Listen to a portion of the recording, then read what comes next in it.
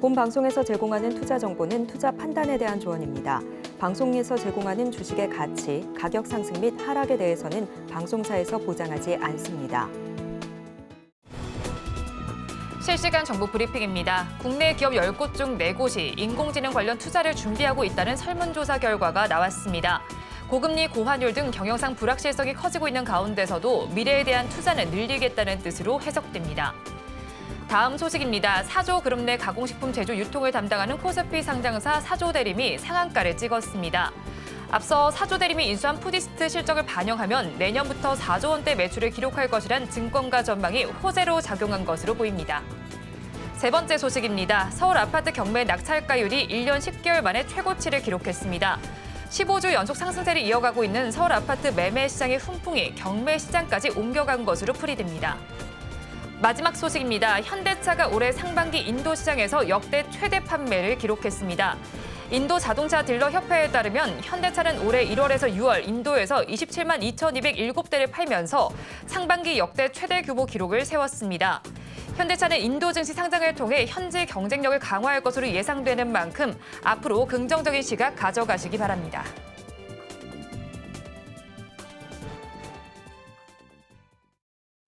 시청자 여러분 안녕하세요. 오늘을 돌아보고 내일을 준비하는 오늘장 내일장 2부 진행의 백설입니다. 장 마감까지 확실한 승부 전략과 내일장 주목할 섹터까지 제시해드리고 있습니다. 오늘도 저희 방송과 함께 하시면서 성공적인 투자 전략 가득 담아가 보시기 바랍니다. 저희 방송은 유튜브를 통해서도 보실 수 있습니다. 유튜브 검색창에 서울경제TV라고 검색하시면 저희 방송과 함께 하실 수 있으니까요. 많이 참여해 주시기 바랍니다. 그러면 오늘장 내일장 2부 본격적으로 시작합니다.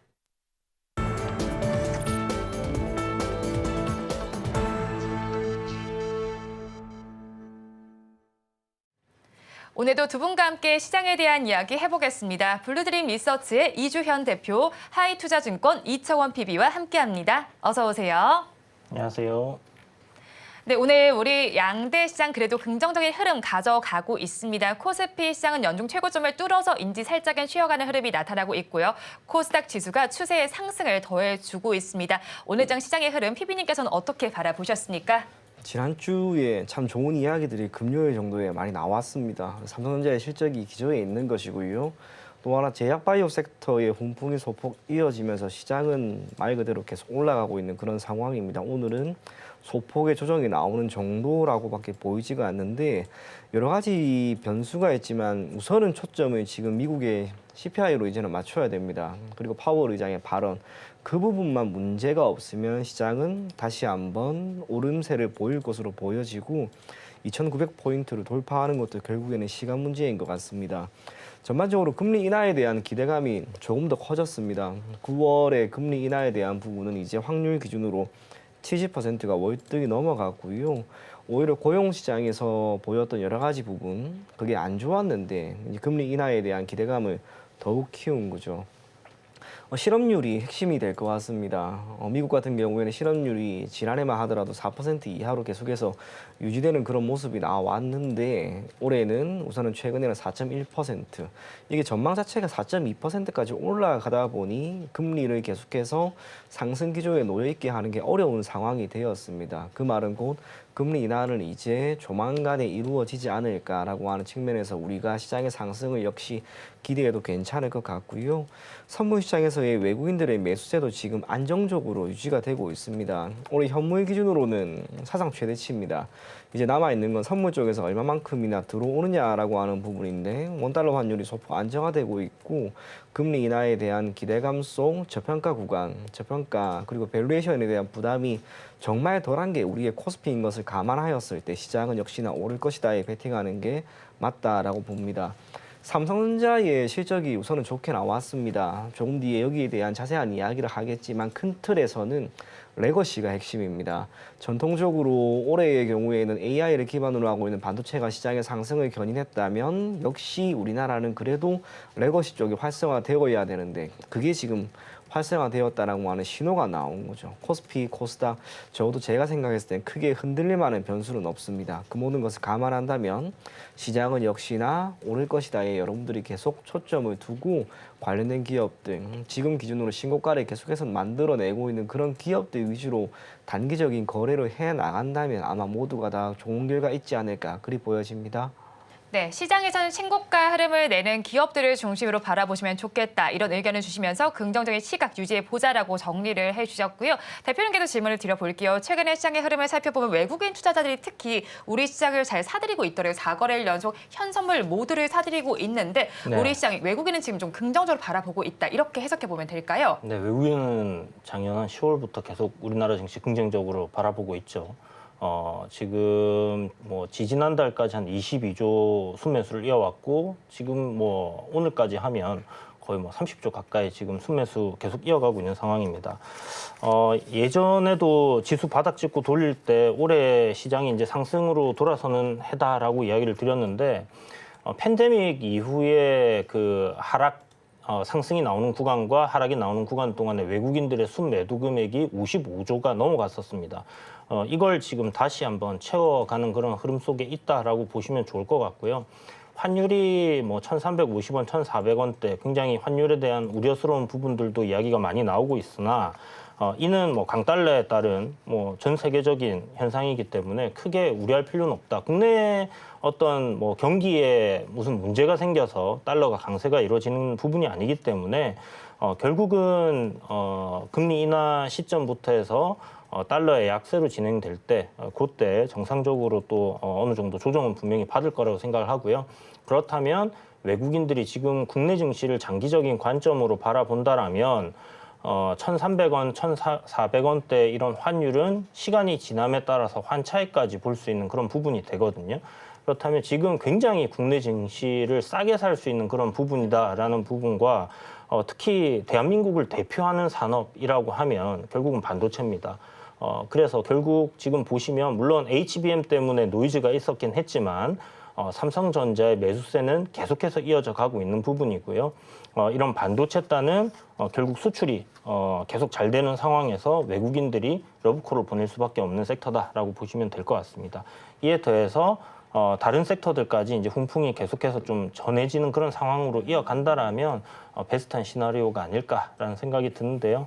요건 이제 하반기 들어서면서 금리 인하에 대한 부분들이 좀 가시화되고 기존에는 이제 수출이 잘 되는 실적 위주의 어떤 섹터들이 상승한 반면에 지금 7월 1일부터 약간 달라지는 부분들이 결국은 이제 제약바이오 сек터들처럼 국내 증시를 성장을 하는 뭐 그런 기업들을 좀 대표하는 섹터들이 움직이기 시작했다라고 볼 수 있어요. 그래서 실적 시즌, 7월 실적 시즌이잖아요. 네. 그래서 실적 관련 종목들과 함께 이런 성장 섹터들도 이제는 그동안 좀 많이 소외되어 있었다면 한 번은 우리가 좀 눈여겨볼 필요가 있지 않나라는 생각이 들고요. 뭐 제약바이오 섹터가 워낙에 이제 단기적으로 일주일 만에 우상향 흐름으로 착 돌아섰기 때문에 이 안에서의 순환이 도는 시점 그런 구간에서 뭐 수출이 잘 되는 기업들이 오늘처럼 이제 이렇게 시장을 좀 잡아주고요. 또 2차 전지처럼 시장 대비해서 많이 이제 밀려있던 섹터들 지금보다 더 나빠질 수 있을까라는 관점으로 생각해 본다면 지금이 또 저점일 수도 있다라는 또 아이디어로 지금 오르는 것 같거든요. 그렇다면 뭐 여기서 저점을 이탈하지 않는 선에서 국내 증시를 받쳐주는 큰 기둥이라고 할 수 있는 섹터단들이 상승을 해주고 어느 정도 지켜낸다라고 하면 증시는 굉장히 좋은 흐름들 계속 이어갈 가능성이 높다 이렇게 보고 있습니다. 네, 실적 중심의 종목 거기에 성장주까지 바라보자라는 의견을 전해주셨고요. 마지막 2차 전지 이야기를 해주셨는데 마침 오늘 또 LG 에너지솔루션이 실적을 발표했습니다. 잠정 실적이 그래도 지난해와 비교했을 때는 좀 줄어든 것으로 나타났는데 이번 실적 어떻게 평가하십니까, 대표님? 네, LG 에너지솔루션도 그렇고 2차 전지 관련해서는 지금 정말 안 좋은 이야기들이 많이 나오고 있습니다. 실질적으로 뭐 1분기 실적만 해도 가이던스를 계속 하향하면서 실적 발표 전까지도 안 좋은 이야기들이 나왔었죠. 네. 그리고 실질적으로 뚜껑을 열었을 때 안 좋은 결과가 나왔었고요. 그리고 2분기 실적 역시나 기존 가이던스 대비해서 큰 폭의 하향 조정이 있었고 요번에 이제 요 실적이 나왔는데 뭐 잠정치와 크게 다르지 않은 그러니까 하향되어 있는 그 실적이 나왔거든요. 그러니까 결국은 이 업황 자체가 지금 현재 굉장히 안 좋은 상황이 지속되고 있는 그런 상황인데 과연 지금보다 더 안 좋아질 수 있을까라는 쪽으로 이제 한번 생각을 해본다면 실제 굉장히 안 좋게 나온 부분이 이거보다는 더 안 좋아지지 않을 거야라는 관점이 적용된다라면 결국은 주가는 상승할 수 있다라고 보는 겁니다. 우리가 이제 실적 잘 나오는 기업들이 주가 많이 오른 상황에서 다음 연도에 실적이 다음부터는 이제 하락된다. 이걸 피크아웃이라고 얘기하잖아요. 그런 개념에 이제 반대로 좀 적용이 될 가능성도 있지 않겠나라고 생각이 들고요. 2분기 실적이 뭐 전년 대비해서는 안 좋게 나왔지만 전 분기 대비해서는 또 좋게 나왔습니다. 그래서 지금 현재 원자재 가격도 뭐 구리 가격도 조정을 신고가 갱신하고 조정받다가 지금 돌리는 상황이고요. 메탈 가격의 상승이 어느 정도 좀 이어진다라면 여기서 2차 전지는 바닥이 형성될 가능성도 저는 있다라고 이렇게 좀 생각을 하고 우리가 기술적으로 좀 접근을 할 때 LG 에너지 솔루션도 지금 32만 5천 원이 5월달 저점 그리고 6월달 저점 이 쌍바닥을 찍어놓은 위치거든요. 그렇다면 이 가격단을 이탈하게 된다라면 추세적인 하락이 이어지는 거기 때문에 추가적인 하락이 나온다라고 생각을 한다라면 이 구간 내에서의 매수는 어떻게 보면 손절을 굉장히 짧게 가져갈 수 있는 부분이죠. 그래서 에코프로도 마찬가지고 최근 저점단을 어떤 쌍바닥으로 지켜내고 반등이 좀 강하게 나오고 있는 그런 상황인데요. 여기에 뭐 이유는 뭐 테슬라의 판매가 실질적으로 좀 좋았다라는 부분이고 이런 전기차의 어떤 판매가 계속해서 호조를 좀 이어가는 흐름들이 이어진다라면 주가는 항상 선반영을 하게 되어 있습니다. 그래서 업황이 좀 개선되고 이제 돌아섰습니다라는 얘기가 나올 쯤에는 아마 주가가 지금보다는 조금 더 올라 있는 그런 상황이 될 가능성이 높다라는 부분이고요. 다시 한번 이야기 드리지만 지금 만약 매수를 하는 거는 저점을 이탈한다. 뭐 5% 내외로 손절이 가능한 구간이거든요. 근데 만약에 업황이 진짜 여기가 바닥이다라고 했을 때는 업사이드가 굉장히 크게 열릴 수 있는 구간이기도 합니다. 네. 그래서 공략은 해볼 수 있는 포인트가 맞지만 우리가 명확한 손절은 딱 잡고 가되 왜냐하면 아직 업황에 대한 어떤 숫자가 달라진 거는 없기 때문이죠. 그래서 그런 부분들을 좋아질 거를 기대하면서 저점 매수는 해볼 수 있는 구간이 아닐까. 시간이 지나서 보면 여기가 발바닥 각질이 될 수도 있다.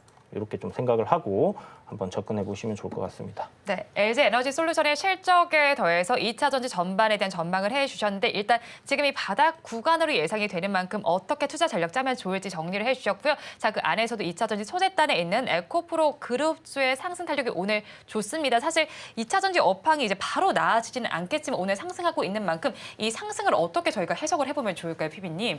우리가 계속해서 이 주가가 특히 에코프로나 에코프로 비행가 같은 2차 전지 쪽이 소폭 반등을 하면은 항상 이야기가 나와요. 바닥이다. 하지만 그 바닥은 계속해서 밀려 내려왔었습니다. 그렇게 생각을 했을 때 오늘 에코프로가 적지 않게 올라가고는 있습니다만 이것을 단순하게 우리가 바닥이다라고 생각하기에는 역시나 또 어려움이 있지 않을까 그리 보여집니다. 크게 두 가지 이야기를 한번 해보고 싶은데요. 우선은 올 하반기도 사실상 그럴 겁니다. 뭐 저도 제 주위에 있는 그리고 이리저리 이야기를 듣다 보면 2차 전지 관련된 기업들, 특히 양극재나 음극재를 시장에 공급하고 있는 기업들의 경우에는 주가 전망이나 실적 전망이 여전히 어둡습니다. 그도 그럴 것이 여러 차례 한번 이야기를 해드렸는데요. 지난해까지 2차 전지 관련된 기업들의 주가는 참 좋았습니다. 모두 다 기업들 대다수가 좋은 실적도 보였고요. 하지만 그 당시에 들어간 많은 자본과 투자 비용들이 1년 정도가 지난 시점에서는 오히려 이제 부담이 되고 있는 거죠. 핵심이 되는 것은 전기차입니다. 전기차의 전반적인 판매가 미국 같은 경우에는 소폭 오름세를 보이는 듯하지만 중국은 6월 정도에나 들어서 반등을 했고요. 유럽 같은 경우에는 아직까지 전기차 판매가 크게 활성화되고 있는 그런 상황이 아닙니다. 셀 업체가 1차적으로 주가 흐름과 실적이 개선이 되어야 하는데 그 모습이 아직은 없다는 거. 필연적으로 그 아래에 있는 소재를 공급하는 기업들도 역시나 힘이 들 수밖에 없는 그런 상황입니다. 그 가운데 대주전자 재료나 P&D 같은 경우에는 주가가 최근에 많이 올랐습니다만 우리가 전통적으로 알고 있는 2차 전지 관련된 기업들의 주가는 여전히 계속 밀리고 있는 거죠. 에코프로 주가 흐름 한번 보시게 되면 5월 31일에 88,400원이라고 하는 저가를 우선은 기록을 하고 최근에 이 가격을 무너뜨리진 않았습니다만 지난 액면 분할을 하기 전 기준 150만 원 정도, 지금 주가를 환산하면 대략 50만 원이거든요. 3분의 1 토막이라 났습니다. 그러면 실적은 3분의 1 정도 났는가? 아닙니다.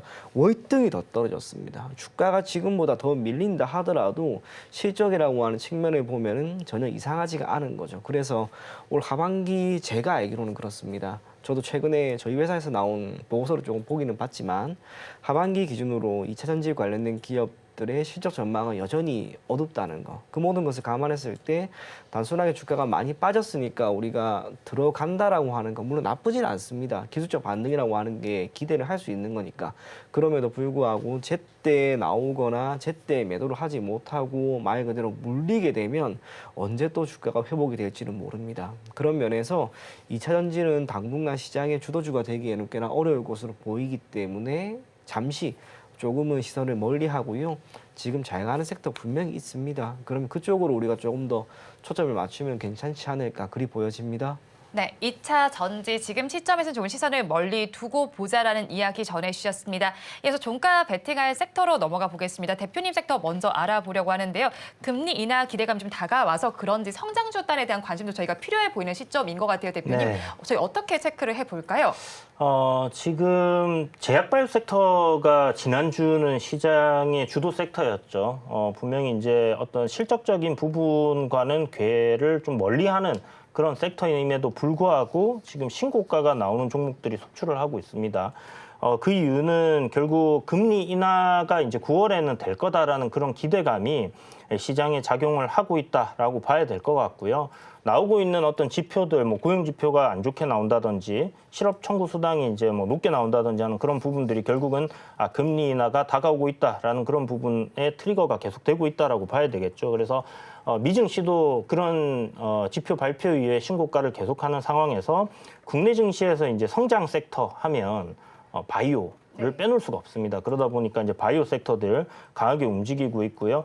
거기에 더해서 이제 종목들을 보게 되면 반도체 단에서도 CXL이라든지 뉴로모픽이라든지 기존의 어떤 HBM처럼 실적이 눈에 보이고 수출이 잘 되고 있거나 이제 납품이 잘 되고 있는 그런 종목들에서 벗어난 주가의 흐름들이 보이고 있다라는 거죠. 그런 부분들의 시장에 이제 변화가 좀 일어나는 그런 상황에 조금 우리가 초점을 맞춰봐야 되지 않겠냐라는 생각이 들고요.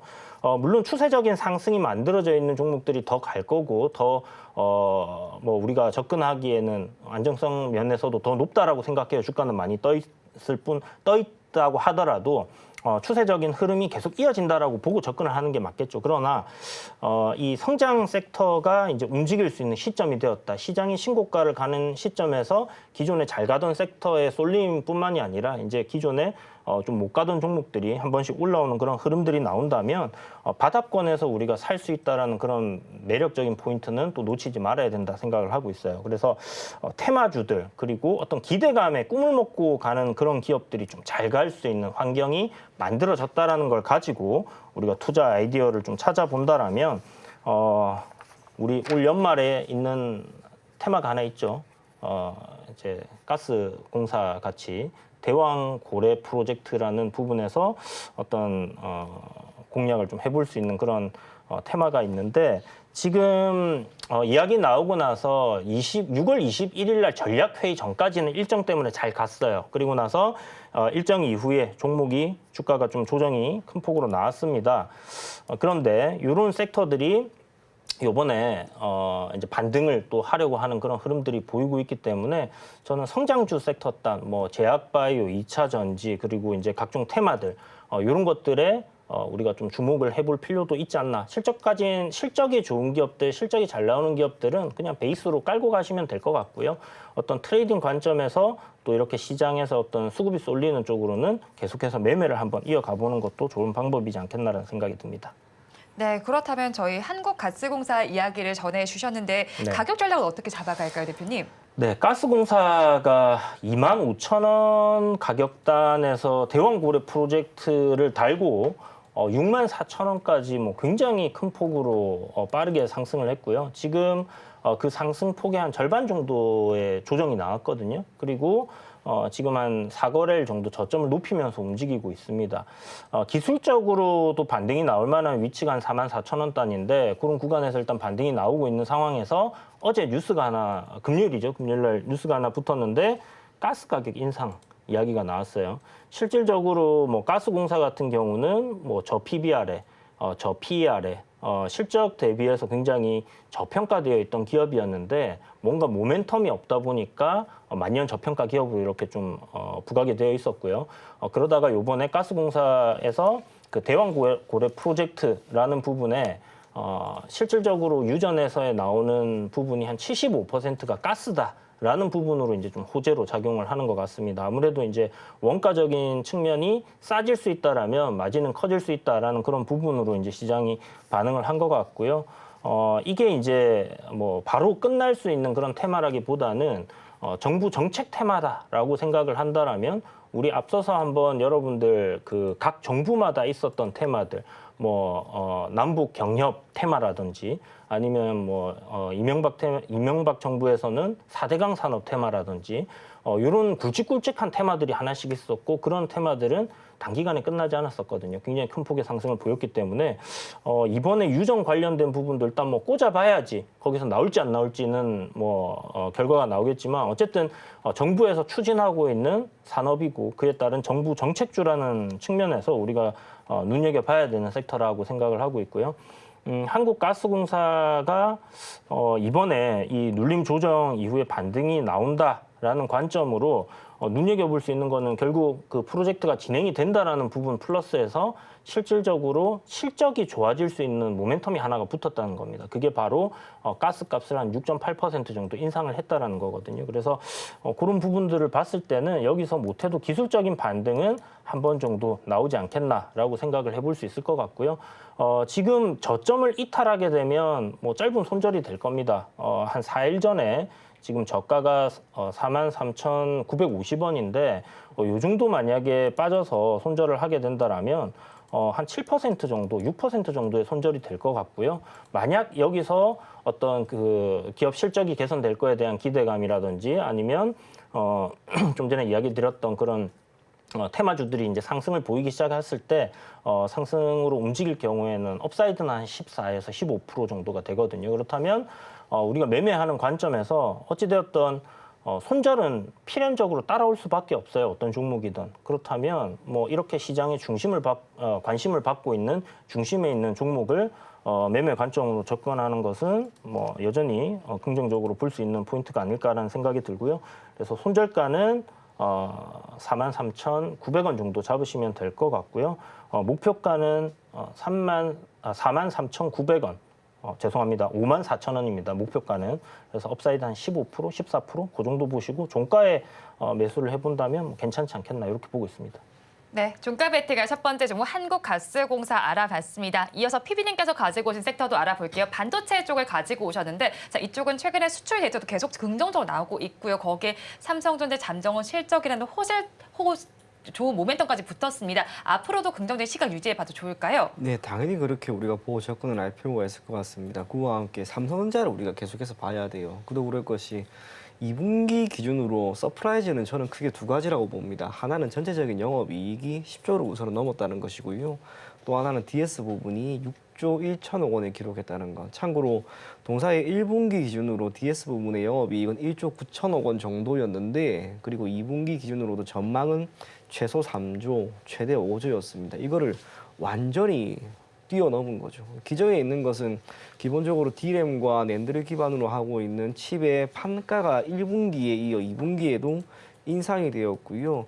마이크론의 실적이 좋게 나왔다라고 하는 것은 마이크론의 가장 큰 시장이라고 할 수 있는 이 미국이라고 하는 국가에서 메모리 쪽에 대한 수요가 큰 폭으로 늘었다는 것을 의미합니다. 거기에 반영이 되지 못했던 게 있었죠. HBM입니다. 삼성전자는 HBM의 후발 투자입니다. 하지만 엔비디아의 콜 테스트를 이제 통과할 것으로 완전히 전망이 되고요. 그러한 상황에서 공급이 원활하게 이루어진다면 지금 기준으로 실적은 월등히도 올라갈 것으로 봅니다. 3분기 기준으로도 실적 전망은 밝습니다. 영업이익은 13조 6천억 원 정도인데 지난해부터 삼성전자의 영업이익이 우선은 올해를 넘어서 2025년에는 50조를 다시 한번 회귀할 것이다라고 하는 그런 전망이 나왔습니다. 그와 함께 이 영업이익률이라고 하는 측면도 시장이 예전부터 전망했던 것을 고스란히 따라가고 있습니다. 제가 화면을 하나 띄워놨는데요. 지난해 1분기만 하더라도 삼성전자의 메모리 쪽에서의 영업이익률이 한 3분기나 4분기 정도에는 흑자 전환이 될 것이다라고 했습니다. 그리고 올해부터 본격적인 흑자 기조를 이어갈 것이다라고 했는데 이 영업이익률 보시게 되면은 2023년을 바닥을 딱 찍은 이후로 올라가는 거죠. 전망이라고 하는 게 고스란히 이어지고 있습니다. 그리고 이러한 상황에서 개선이 되고 있는 게 뭐냐면 문제가 되었던 부분이에요. 지난해 초에도 계속해서 문제가 되었던 건 재고자산입니다. 삼성전자 같은 경우에는 지난해 대략 한 2월 정도만 하더라도 재고자산이 대략 30조 정도 수준이었습니다. SK하이닉스고는 18조 정도 수준이었는데 이 재고자산을 어떻게 처리할 것인가라고 하는 부분에 대한 많은 어려움이 있었습니다. 특히나 반도체 같은 경우에는 그 수명이라고 하는 것과 교체 주기가 상대적으로 기타 재화에 비해서 짧습니다. 원활한 공급이 꾸준하게 이어지면서 탄탄한 수요가 받쳐줘야 하는데 이게 안 되면 재고자산이라고 하는 게 급격하게 늘어나고요. 이 재고자산이 사실상 비용으로 처리가 되면서 실적이 악화되는 거예요. 그게 지금 올해 들어서 급격하게 줄었다는 것. 덕분에 삼성전자의 잠정 실적이라고 하는 측면도 시장의 컨센을 올해 들어서는 계속 상회하는 그런 모습이 나오고 있습니다. 그렇다면 삼성전자가 지금 시점에서 영위하고 있는 이 메모리 반도체 업황은 지금처럼 계속 나아질 것이다라고 하는 그 기조 속에서 HBM이라고 하는 새로운 시장에 삼성전자가 진입을 하게 되었을 때 나타나는 효과는 영업이익률의 큰 폭 개선입니다. 참고로 저도 오늘 리포트를 몇 개를 읽고 오다가 우리나라에 있는 그리고 전 세계적으로 있는 많은 반도체 업체들의 영업이익률을 한번 쭉 봤는데요. 엔비디아 같은 경우 영업이익률이 지금 60%가 넘게 나옵니다. TSMC도 30%가 넘는데 삼성전자는 이제 12% 정도 메모리 쪽에서 현재 보이고 있습니다. 이게 개선이 되면 비용이라고 하는 측면이 되든 매출이 측면이든 매출은 조금만 늘고 비용이 조금만 감소되면 자연스럽게 영업이익은 늘어날 수 있는 그런 과정에 놓이게 됩니다. 그 많은 부분들이 이제 어떻게 반영이 될 것인가? 역시나 주가에 반영이 될 겁니다. 주가 흐름도 한번 보시게 되면 최근에 87,000원 완전히 돌파하는 모습이 나왔습니다. 2분기 실적 좋게 나왔지만 사실상 주가는 발표 전 대비 10% 정도밖에 오르지 않았습니다. 어닝 서프라이즈가 나왔는데 삼성전자라 하더라도 10%면 과연 많이 오른 것일까? 저는 그렇게 보기에는 분명히 어렵지 않을까라고 보여지고요. 우호적인 이러한 시장 상황에서 삼성전자가 사실상 지금 시장을 견인하고 있다고 봐야 됩니다. 그러면 삼성전자의 주가가 앞으로 오를 만한 여건 속에 시장마저 나아진다면 주가는 더 오르는 거죠. 삼성전자의 기존의 목표 주가가 제가 기억하기로는 10만 원이 최고였는데요. 오늘 유진투자증권에서 나온 건 11만 원이 나왔습니다. 목표 주가는 아마 계속해서 SK하이닉스처럼 상향되는 그런 모습이 나오지 않을까 그리 보입니다. 그런 면에서 삼성전자를 우리가 지금부터 계속 눈여겨보는 것은 당연히 의미 있는 일이다라고 우리가 생각을 하고 목표 주가는 우선은 짧게 보고 95,000원이고요. 손절 가격은 8만 원인데 사실상 손절 가격이라고 하는 건 큰 의미는 없어 보입니다. 그럼에도 불구하고 뜻하지 않은 악재가 있을 수 있으니까 여러분들이 8만 원 정도 손절 가격으로 잡고 대응하면 괜찮을 것 같습니다. 네, 종가 배팅할 두 번째 종목 삼성전자까지 알아봤습니다. 이어서 윤석열 대통령의 나토 정상회의와 관련된 이야기로 넘어가 보겠습니다. 일단은 이 회의에 대한 모멘텀으로 인해서 저희는 어떤 섹터에 주목을 해보면 좋을지 질문을 드려봐야 할 것 같은데 증권가에서는 뭐 방산과 원전 분야 협력이 좀 기대된다 이런 이야기 나오더라고요. 방산 분야 먼저 한번 체크를 해볼까요, 피비님? 네, 방산은 역시나 봐야 합니다. 오늘 시장이 전반적으로 나아지고 있는 그런 상황에서 우리가 방산이라고 하면 전통적인 몇몇 기업, 뭐 하나 에어로스페이스, LIG, 넥스원, 현대로템 이렇게 주가를 한번 다 보시게 되면 오늘 흐름 자체가 다 좋은 거죠. 그 가운데 나토 정상회의라고 하는 것은 사실상 우리 입장에서는 상관은 없습니다. 그저 파트너 국가 정도로 참여를 하는데 이 참여를 함에 따라 거기에 참여한 나토 정상회의 국가들과 직접적인 대화를 할 수가 있습니다. 참고로 나토 정상회의 같은 경우에는 전체 유럽 32개 국가 중에 23개가 참여를 하고요. 계속해서 이 여기에 있는 많은 동유럽 국가들의 경우에는 방위비에 대한 부분을 조금씩 확충을 하고 있습니다. 그러한 가운데 해외의 많은 국가로부터 뭐 전차가 되든 포가 되든 군사 장비와 관련된 부분을 가지고 와야 되는데 지금 시점에서 전 세계적으로 이쪽 방산업에서 매우 높은 브랜드 가치를 형성하고 있는 국가는 어디일까? 대한민국이라는 거죠. 그 대한민국의 LIG 넥스원의 뭐 천궁이라든지 뭐 하나 에어로스페이스의 전투기라든지 이쪽으로 계속해서 이야기가 오고 갈 겁니다. 현대로템도 K2를 기반으로 하고 있는 자주포도 지금 동유럽 국가, 특히 폴란드와의 경우에는 남은 820대에 대해서 추가적인 매우 구체적인 이야기까지 하고 있습니다. 그런 상황에서 나토 정상회의가 명확하게 이루어지고 그 가운데 윤석열 대통령이 직접적으로 해당 국가와 이야기를 한다면 그것만으로도 방산업 전반적인 수혜로 작용할 수 있지 않을까 그리 보여집니다. 세 개 제가 조금 전에 기업 이야기해드렸습니다. 하나 에어로스페이스, LIG 넥스원, 현대로템인데요. 이 셋 중에 하나 에어로스페이스를 우선은 가장 좋게 봅니다. 이유는 주가를 한번 보시게 되면 시장이 지금 괜찮죠. 시장이 괜찮으니까 신고가가 나오는 기업들이 계속해서 나와야 돼요. 하나 에어로스페이스가 지금 제일 근처에 있습니다. 6월 19일에 기록한 25만 6천 원. 오늘 현재 기준으로는 4,500원, 대략 1.5% 정도만 올라가면 신고가 나옵니다. 좋은 이슈가 지금 달릴 수 있을 만한 환경 속에 하나 에어로스페이스의 주가가 견고하게 움직이기 때문에 지금 시점에서 종가 기준으로 하나 에어로스페이스라고 하는 기업을 눈여겨보는 것도 결코 나쁜 전략은 아니지 않을까라고 보여지고요. 하나 에어로스페이스가 올라가게 되면 내일 LIG 넥스원, 현대로템 같이 올라갈 겁니다. 그들이 보이는 2분기 실적도 나쁠 이유는 딱히 없다는 점 토대로 실적과 좋은 이슈 그 모든 것을 감안해서 방산주를 오늘 남은 종가에 여러분들이 계속 눈여겨볼 것을 권해드리겠습니다. 네, 방산주에 대한 긍정적인 시각을 말씀해 주셨고요. 앞서서 말씀을 드린 것처럼 방산과 더불어서 원전과 관련된 협력도 기대가 됩니다. 자, 그런 만큼 원전은 또 에너지 쪽으로 연결이 되고 있잖아요. 네. 종목별 매력도는 어떻게 체크해 보면 좋을까요, 대표님? 실질적으로 지금 이야기 나오는 것들은 결국 AI 시대 전력이 부족하다라는 얘기는 뭐 여러분들 귀에 못이 박히도록 들었을 거고, 그걸 해결하기 위해서 원전을 계속해서 이제 늘려간다라는 건 다들 알고 계실 겁니다. 이 원전이 진행이 되는 부분, 지금 바로 눈앞에 있는 것만 놓고 보면요. 7월 15일 날쯤 해가지고 체코 원전 관련된 그 이야기가 있거든요. 이거 수주가 된다 했을 때는 분명히 시세가 관련주들 한번 나올 가능성 굉장히 높다라는 생각이 들고, 오늘 그 두산 에너빌리티가 좀 급등을 하는 그런 흐름들이 나와줬었는데 그 관련된 기사는 AI를 붙였더라고요.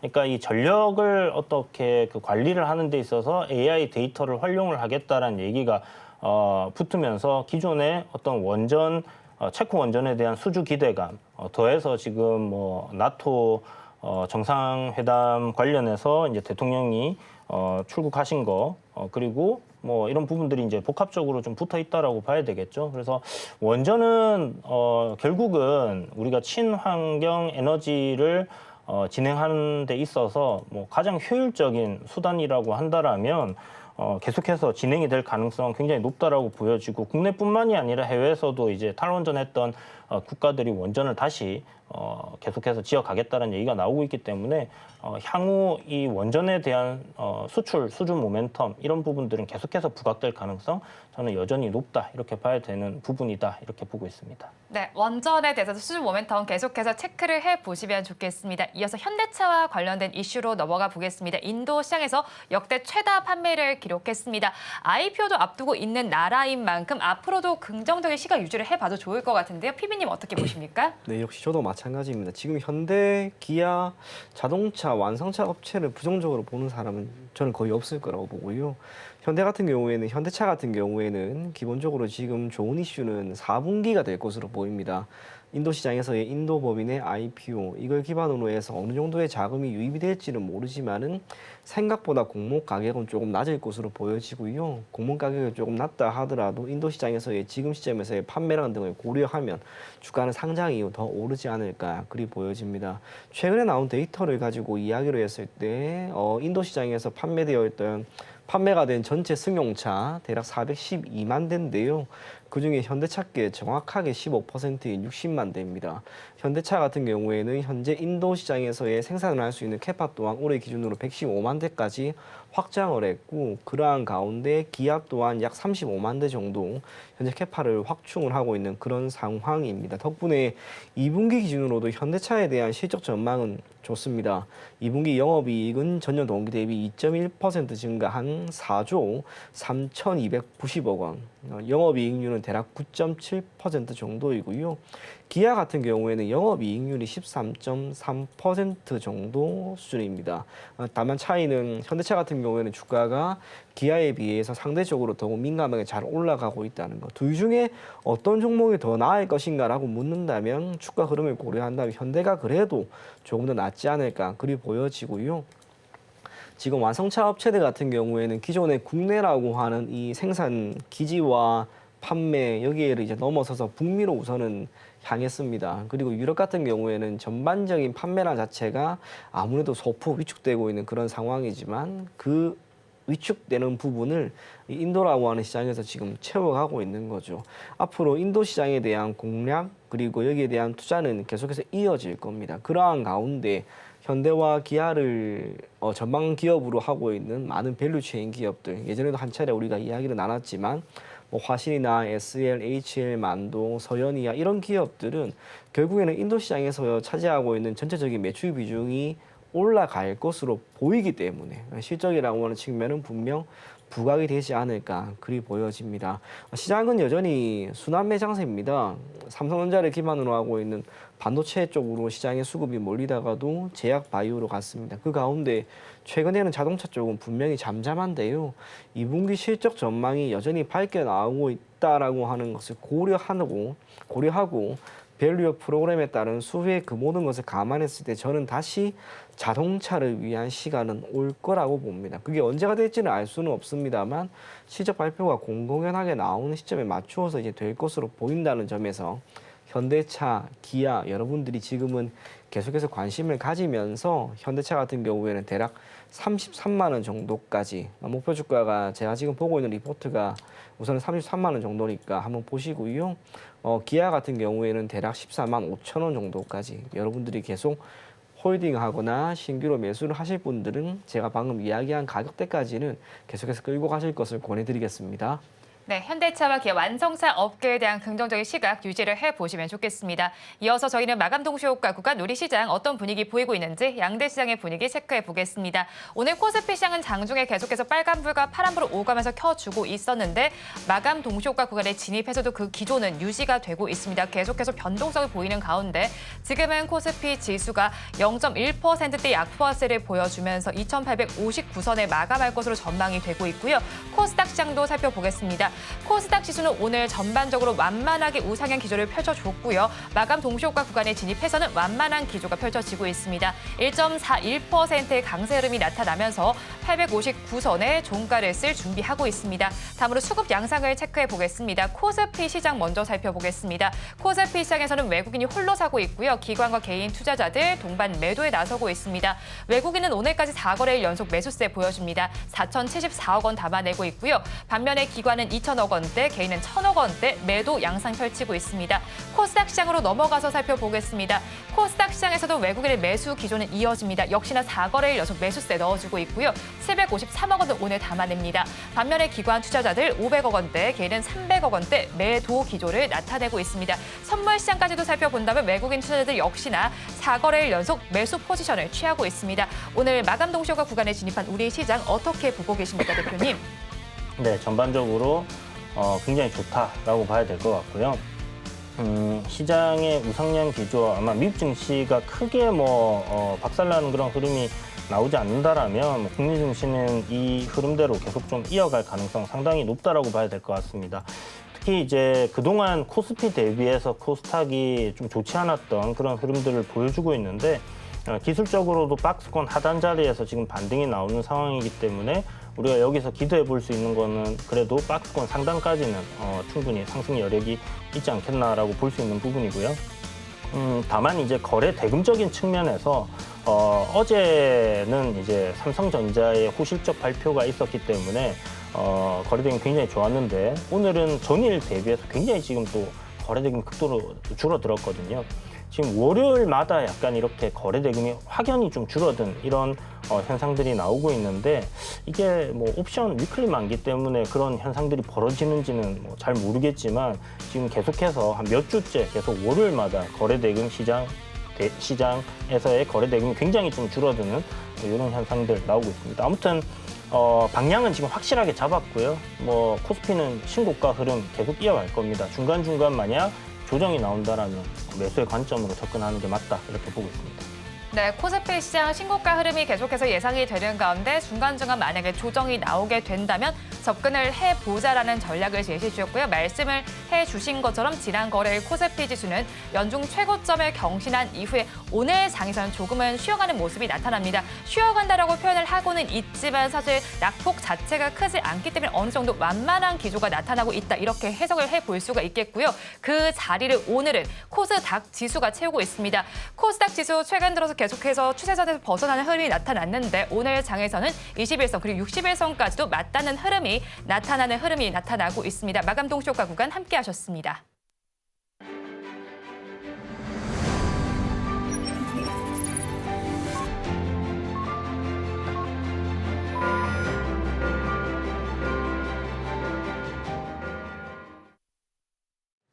오늘 우리 시장은 양대 시장이 엇갈리는 흐름을 가져갔습니다. 실적 시즌에 있어서 삼성전자의 호실적이 발표된 이후에 코스피 지수의 경우에는 연중 최고점 경신을 하고 오늘 장에서 잠시만 쉬어가는 흐름이 나타났고요. 앞으로의 기조를 체크를 해보셔야겠고 반면에 코스닥 지수가 조금 더 탄력적으로 움직였습니다. 업종별로는 어떤 흐름이 나타났는지 살펴보니까요. 코스피 시장에서는 음식료 업종이 가장 좋았습니다. 앞서서 저희가 일부를 통해서 사조 그룹주에 대한 이야기도 전해드렸고 한데 음식료 업종에서는 2%대 강세 흐름이 나타났고요. 그 뒤를 이은 업종이 기계 업종입니다. 1%대 상승 흐름, 의료 정밀 업종에서도 긍정적인 흐름이 관찰이 됐습니다. 다음으로 코스닥 지수도 살펴보겠습니다. 코스닥 시장의 경우에는 금융 업종이 가장 긍정적인 흐름을 보여줬습니다. 4%대 강세 흐름이 나타났고요. 그 뒤를 이은 업종이 건설 업종으로 2%대 강세, 출판 매체 복제 업종의 경우에도 2%대 상승 흐름 나타냈습니다. 업종별로 대체로 긍정적인 흐름이 관찰이 된 것 같은데요. 오늘 마감 상황 PB님께서는 어떻게 보셨습니까? 시장이 한 번 더 화산을 이렇게 뿜듯이 한 번 올라갈 것 같은 그런 느낌이 조금 듭니다. 그럴 것이 이번 주 옵션 만기가 있습니다. 옵션 만기 전에 그러니까 이번 주 목요일이면 월, 화, 수 3일 중에 하루는 변동성이 급격하게 줄어드는 흐름이 나옵니다. 이게 파생상품 시장, 특히 옵션 시장에서는 이 변동성 축소 전략이라고 하는 게 하루 정도는 항상 나오는데 그게 오늘이 된 것 같아요. 그러한 가운데 외국인들이 지금 콜옵션을 한번 보시게 되면 250억 원 매수했습니다. 그러니까 만기가 3일밖에 안 남았는데 오늘 콜옵션을 이렇게 샀다는 것은 내일 아니면 모레 정도에는 시장이 크게 위로 오를 것이다라고 하는 측면에서 저는 외국인들이 매수를 한 것이다라고 보입니다. 그러한 상황에서 현물이 되든 선물이 되든 오늘 외국인들은 다 들어온 거죠. 하지만 시장은 딱히 움직이지 않았습니다. 시장이 한번 터지기 위해서는 이러한 수급이 뒷받침되어야 하는데 적어도 오늘 시장이 움직이지 않았음에도 불구하고 시장의 수급이 이렇게 강하게 들어왔다는 것은 내일이 되든 수요일이 되든 하루 전에 시장이 터질 것 같습니다. 배경에 무엇이 있을지는 잘 모르겠습니다만 CPI가 좋게 나오면 시장은 환호할 겁니다. 그리고 삼성전자를 기반으로 하고 있는 반도체 많은 기업들의 실적이 좋게 나오면 또 갈 겁니다. 그런데 그럴 여건이 지금 그리고 분위기가 많이 조성이 되어 있다는 거죠. 그래서 내심 제 개인적인 생각입니다만 저는 이번 주 목요일에 코스피가 2,900을 넘어갈 거라고 봐요. 그래서 시장에 지금 산재되어 있는 특별한 리스크가 없다는 것을 감안한다면 시장을 부정적으로 볼 필요가 없고 그리고 오늘 옵션 쪽에서 이렇게까지 콜을 매수한 외국인들의 흐름을 고려했을 때 시장은 한번 터져도 전혀 이상하지 않다라는 거. 그럼 그 중심에 있는 게 이제 무엇인지를 봐야 하는데 1차적으로 반도체와 지금 분위기라면 제약 바이오가 될 것으로 보입니다. 그 둘이 우선은 움직여줘야지 시장이 많이 갈 거니까. 그런 상황에서 코스피 기준으로 시가총액 상위 10개 종목 한번 보게 되면 기본적으로 삼성전자와 SK하이닉스, 삼성전자 우선주는 반도체죠.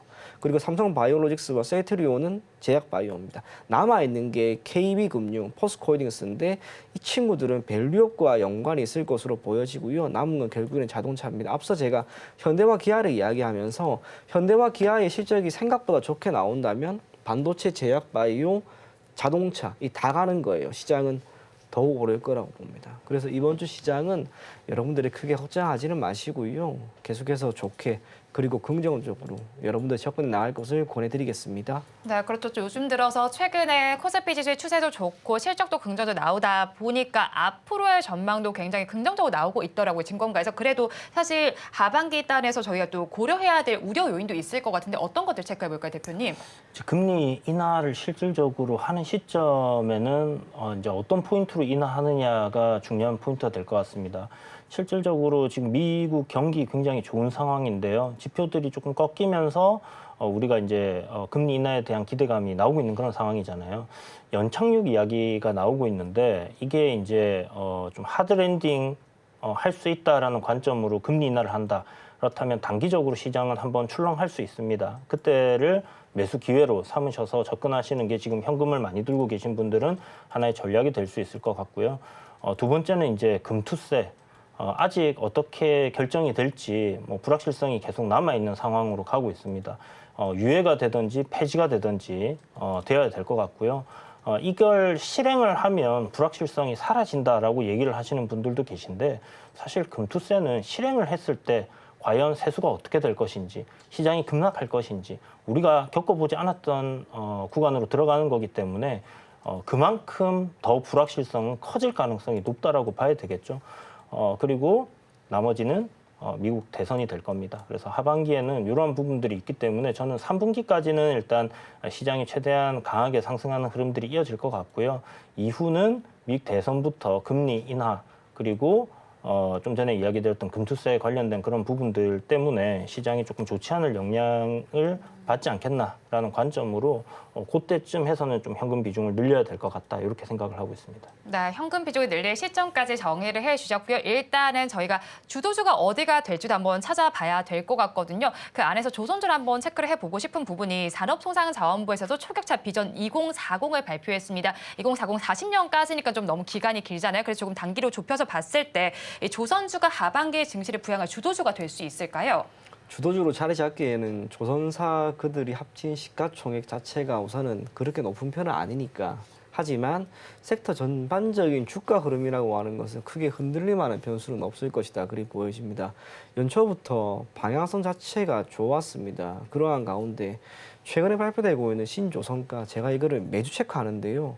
지금 계속해서 올라가는 거죠. 최근에 발표된 것도 역시나 최고가입니다. 그러한 가운데 우리나라에 있는 3대 대형 조선 3사 수주 잔고라든지 실적을 보게 되면은 HD 한국조선해양 같은 경우에는 이미 93.3% 달성했고요.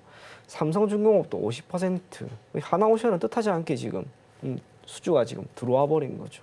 그러면 이렇게 보여지고 있는 이런 수주 잔고라고 하는 것이 추가적으로 선박을 그리고 조선사들에게 기회로 작용할 것인가라고 묻는다면 당연히 그럴 겁니다. 지금 해상을 기반으로 하고 있는 운송료가 이렇게 올라가고 있는데 선박에 대한 수요는 자연스럽게 늘어날 수밖에 없고요. 세계 반도체가 이렇게 좋은 흐름을 보인다라고 하는 것은 결국에는 컨테이너에 대한 수요를 견인할 수밖에 없다는 것. 경제가 나아진다라고 하는 것은 기본적으로 운송료의 인상을 견인할 수밖에 없습니다. 이러한 운송료가 올라가는 가운데 선박 같은 경우에는 모자라다는 거죠. 계속해서 수주 잔고는 늘어날 것이고 우리나라에는 많은 조선사가 이제 국내가 아니라 미국이 되든 유럽이 되든 운송료 자체가 조금이라도 저렴할 수 있는 국가에 진입을 하는 가운데 다양한 생산 라인을 확충할 수 있다는 것. 그 모든 것들은 조선사에게는 역시나 기회가 될 것이고 그 아래에 있는 기자재 관련된 기업들에게도 좋은 모멘텀이 될 거라고 봅니다. 제가 조선과 방산에 대한 이야기를 계속해서 하고 있는데 그래도 반도체, 제약, 바이오 역시나 좋겠지만 조선과 방산은 계속해서 꾸준히 주가의 상승을 견인할 만한 섹터라는 것을 여러분들이 꼭 기억하시면서 관련된 기업들은 꼭 포트폴리오에 조금씩 담아둘 것을 권해드리겠습니다. 네, 조선주 역시도 포트폴리오에 담아두시면 좋겠다는 의견 제시해 주셨습니다. 두 분 말씀 여기까지 듣겠습니다. 지금까지 블루드림 리서치 이주연 대표, 하이투자증권 이청원 PB와 함께했습니다. 고맙습니다. 오늘 장 내일 장 2부에서 전해드린 내용 정리해서 보여드리겠습니다. 화면으로 확인해 보시죠. 오늘 장 내일 장 2부의 핵심입니다. 먼저 이주연 대표의 종가 베팅 종목 한국가스공사입니다. 대왕고래 프로젝트 수혜와 그리고 요금 인상 효과가 기대가 되고 있는 종목입니다. 목표 주가는 54,000원, 손절라인 43,900원입니다. 다음으로 이청원 PB의 종가 베팅 종목 살펴보겠습니다. 대장주인 삼성전자입니다. 9만 전자에 대한 기대감이 고조가 되고 있는 상황입니다. 잠정 실적 긍정적으로 발표가 됐고요. 앞으로의 확정 실적도 확인을 해보셔야겠습니다. 목표 주가는 9만 5천 원, 손절 라인 8만 원입니다. 본 방송에서 제공하는 정보는 투자 판단에 대한 조언일 뿐 해당 주식의 가치와 수익률을 보장하지는 않습니다. 오늘 장 내일 장 2부에서 준비한 순서는 여기까지입니다. 저희는 내일 이 시간도 여러분과 함께하겠습니다. 오늘도 시청해주신 여러분 고맙습니다.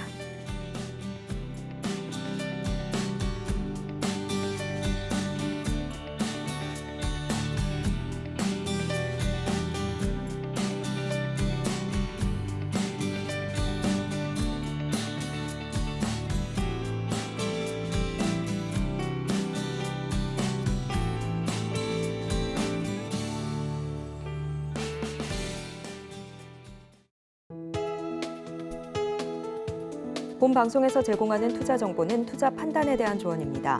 방송에서 제공하는 주식의 가치, 가격 상승 및 하락에 대해서는 방송사에서 보장하지 않습니다.